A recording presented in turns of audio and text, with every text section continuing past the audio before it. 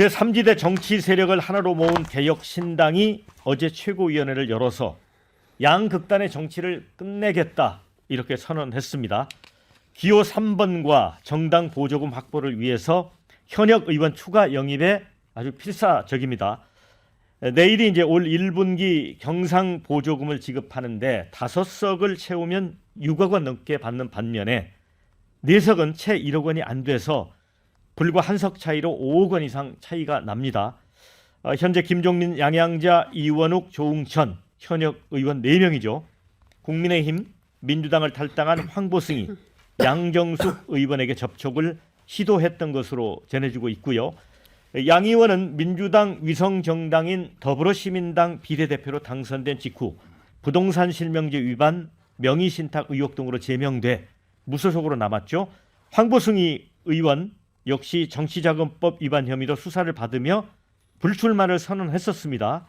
자, 이렇다 보니까 신당이 구태 정치를 답습하고 있는 게 아니냐 이런 비판도 나옵니다. 자, 이준석 공동대표는 이번 주 안에 6석에서 7석 정도는 확보할 거다 자신했습니다. 자, 여야를 탈당한 무소속 의원 영입 어찌 보면 뭐 개혁신당 입장에서는 절박한 것 같기도 하고 또 국민의 시선에서는 좀 다른 측면도 있는 것 같습니다. 먼저 장윤선 기자님 어떻게 보세요? 일단은 이제 저는 아무리 급해도 양잿물은 마시면 안 되는데 좀 걱정이 좀 되는 측면이 있다고 보여지고요. 처음에 사람들이 개혁신당에 대해서 많은 관심을 가졌던 가장 큰 이유는 그래도 혁신적인 개혁 정치의 내용을 정치의 컨텐츠를 좀 가지고 가라라는 것인데 황보승희 의원이나 양정숙 의원에 대해서 당 관계자들이 접촉한 것은 사실이지만 이분들이 입당 여부를 결정했다는 것은 아직은 사실이 아니다라고 개혁신당 관계자들은 설명을 하고 있어요. 그러니까 아직 결정된 것은 없다. 이렇게 얘기를 하고 있고요. 그렇지만 뭐 기존에 비판받던 정치인들이 뭐 다른 거 다 떠나서 부동산 문제라든가 또 개인적인 뭐 이슈 등의 문제로 지탄받던 정치인들이 뭐 당장 그 보조금 때문에 개혁신당으로 들어간다고 한다면 국민으로부터 좋은 점수를 받기는 어려울 것이다. 결국은 이준석 대표도 기성정치 프레임으로 똑같이 치르는 거냐 이러면 좀 오히려 문제가 더 커질 수도 있겠다라는 생각은 좀 듭니다. 서정욱 변호사님 어떻게 보세요? 지금 이제 그 한동훈 위원장이요 위장 결혼이라고 했거든요. 네. 위장 결혼이 뭐냐면 이제 그 사랑이 없이 뭐 돈이라든지 아니면 이제 영주권이라든지 이런 다른 목적으로 결혼하는 이게 위장 결혼인데 범죄입니다. 네. 지금 이제 그 어떤 정당이 같은 비전이나 가치를 공유하지 않고 단지 돈 때문에 합친다면 이거야말로 이게 위장 결혼이 아닌가 이런 생각이 들고요. 지금 이제 그 황보승이 이분은 이제 정치자금법도 있지만 또 여러 가지 이제 불륜 의혹도 있었고요. 그다음에 양정숙 의원도 이제 그 실명법 이게 범죄입니다. 두 분 다 이게 범죄로 수사 받고 있는 이런 이제 분을 오로지 돈 때문에 영입한다면 오히려 이제 개혁신당은 얻는 것보다 잃는 게 더 훨씬 많을 거다 이런 겁니다. 자, 서영주 부대변인. 네. 너무 이제 두 분이 아주 세게 비판을 하셨는데. 네네. 아니 뭐 그 두 분 말씀이 맞죠. 국민들이 보기에는 뭐 굳이 그런 분들의 흠이 있는 분들을 굳이 담을 필요가 있냐. 개혁신당 이미지상 뭔가 좀 양당과는 다른 체제로 좀 출발하고 뭔가 다른 정치적인 이념에 대한 것들을 깨끗한 정치에 대해서 좀 얘기를 해보려고 하는데 정당 보조금 때문에 좀 흠이 있는 분들을 영입하려고 한다. 그건 좀 솔직히 비판의 여지는 있는 것 같아요. 근데 다만 결국은 정치가 현실 아닙니까? 결국에는 정당 보조금도 한 분이 들어오게 되면 5억 이상 더 받게 되는 것이고 두 번째는 정당 기호 면에 있어서도 의석수 싸움을 해야 되잖아요. 그래서 총선을 한 57일 앞둔 상황에서 지금 현재 녹색정의당보다 앞서는 의석수를 확보를 해야 이번 총선에서 3번을 받을 것이기 때문에 저는 뭐 현실적인 고민들을 하고 있다고 보는 것이고 뭐 두 번째 이제 뭐 위장 결혼 뭐 얘기하는데 위장 뭐 결혼까지 얘기하는 것들은 대표적 케이스가 윤석열 대통령 아니겠습니까? 본인이 문재인 정부에 있으면서 결국에는 본인이 대권이나 권력을 탐하기 위해서 정말 국민의힘을 뭐라고 했습니까? 쥐약까지 표현하면서 그런 당의 입당해서 본인이 권력을 짓지 않았어요. 그러니까 정치의 권력이라는 것들이 굳이 비판만 하기에는 조금 더 현실적으로는 한계가 있다라는 측면에서는 좀 여러 가지 개혁신당의 움직임들이 좀 궁여지책으로 움직이고 있다. 저는 그렇게 좀 보고 있습니다. 네, 우리 문정경 부대변인.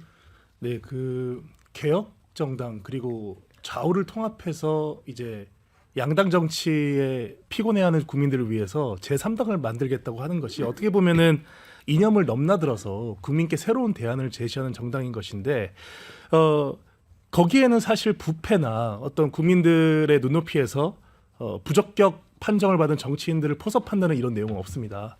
말인즉슨 우리가 제3당을 시작하면서 사실 민주당, 국민의힘 다 할 거 없이 비판했던 것이 이삭 죽기인데 이삭을 주어도 저희가 먹을 수 있고 소화할 수 있는 이런 이삭을 주어야 되는 것인데 지금 얘기가 나오는 양정숙 의원 그리고 황보승 의원 같은 경우에는 외람되지만 양당에서조차 부동산 비리나 또는 불미스러운 일로 탈당 또 제명이 된 의원들입니다. 이런 의원들에까지 개혁신당이 통합을 하자마자 일주일도 안 돼서 돈 5억 때문에 이렇게 그 섭외에 관련해서 뉴스가 나오는 것은 굉장히 저는 보기 좀 안 좋은 모습이라 보고요. 어떻게 보면 정치인이라는 것이 돈이 없어도 가오는 있어야 되는 것인데 이렇게까지 개혁신당이 지금 선거 보조금을 위해서 양정숙 의원, 황보승 의원한테까지 손을 내민다면 이것은 자멸의 길이라고 저는 생각합니다. 네, 댓글 읽어드리고 토론 이어가도록 하겠습니다. 자, 일 잘하라고 응원했더니 잡탕 만들어 놓고 구걸 정치까지 참 가지가지합니다. 이런 비판 의견이 있고요. 이준석도 급하긴 했구나 이런 글도 있습니다. 금배지 하나에 구태 정치인 금값이 됐다 이런 글이 있고요. 그런데 선거는 현실이지 않습니까? 구태라고 욕먹어도 살려고 발버둥치는 거죠. 이런 의견도 있습니다. 자, 그리고 선거는 무조건 이기는 게 답이다. 신당이 살려면 가랭이 속으로라도 기어 걸어가야 한다. 이런 의견도 있고요. 이번에 제대로 대한민국 바꿔봅시다. 개혁신당 응원합니다. 이런 글도 있습니다. 국민들 눈 바로 뜨고 선거 잘해야 됩니다. 이런 의견들이 있습니다.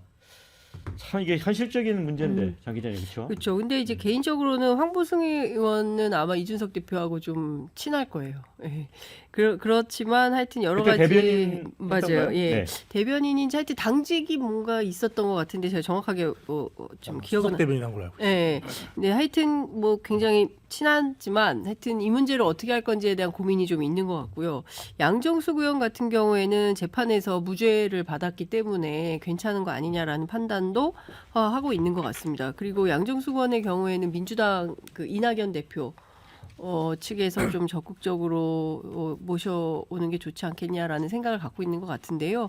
큰 틀에서 보면 이게 플러스 알파로 작용을 해서 시너지가 날지 아니면 비판 여론에 어려움을 겪게 될지 이건 좀 지켜봐야 될 것 같은데 사실 뭐 어렵잖아요. 제3지대가 그리고 선거를 하는데 당장 뭐 준비해야 되는 여러 가지 뭐 일들을 생각해 보면 사실 뭐 급한 마음은 알겠다 이런 생각은 좀 들지만 그렇다고 해도 조금 국민들 보기에 불편한 지점이 있는 분들을 우선적으로 모신다고 한다면 결국에는 보조금 때문이냐 이런 비판을 피할 수는 없을 것 같아요.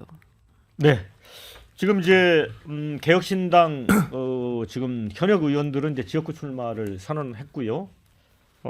그래서 이제 30석까지 내다본다 이런 주장이 나왔습니다. 서 변호사님은 어떻게 보시는지요? 아마 이제 지금 제일 높은 게 한 10%까지 노는 걸 봤거든요. 네. 제가요. 근데 독일식의 정당 명부로 가면 30석이 가능할 수 있어요.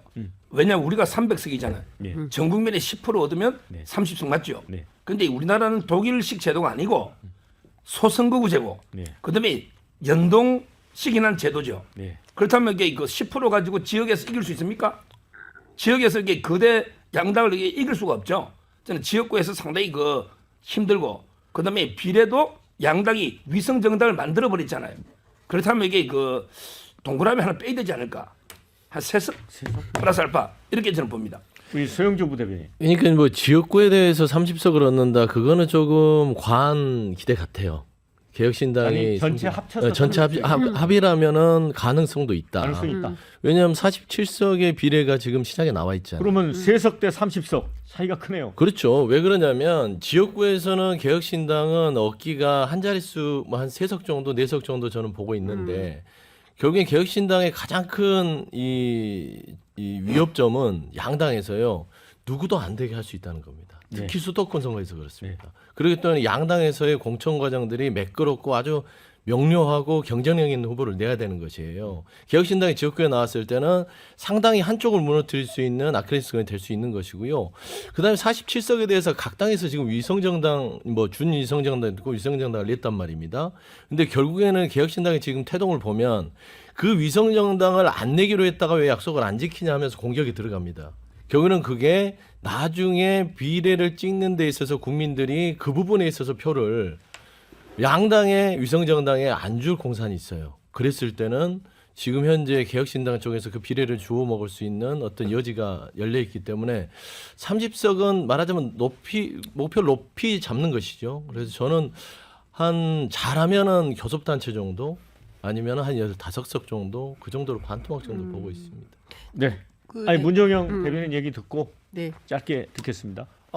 모르겠어요. 우선 저는 그 의석수를 지금 예측하는 것보다 조금 비교를 해볼 만한 사례가 이제 20대 총선에서 국민의당이 38석 그 당시 그때 정말 가히 열풍이라고 할 정도로 안철수 그 돌풍이 불어도 국민의당. 38석이 그 당시 가져갔는데 지금 저희가 이제 준연동형 비례대표를 한다는 그 전제 하에 어떻게 보면은 5에서 뭐 보수적으로 한 5에서 10% 정도 개혁신당의 지지율을 잡고 그렇게 되면 사실 많이 해봤자 10석 초반 뭐 이 정도를 저희가 예상해 볼 수 있을 것 같습니다. 근데 저는 이 의석수보다 제일 중요한 것은 지금 이준석 대표가 끝까지 의사를 밝히지 않고 내가 어디 나갈지 또 지역구에 나가지만 어떤 지역을 밝히지 않고 있는데 그 이유는 지금 개혁신당의 지도부 거의 뭐 현역 의원들 포함해서 조응천 의원, 이현욱 의원 또 인지도가 있는 이준석 의원 정도를 포함해서 지역구를 나간다고 하면 현실적으로 당선 가능한 지역구 의석수는 3석입니다.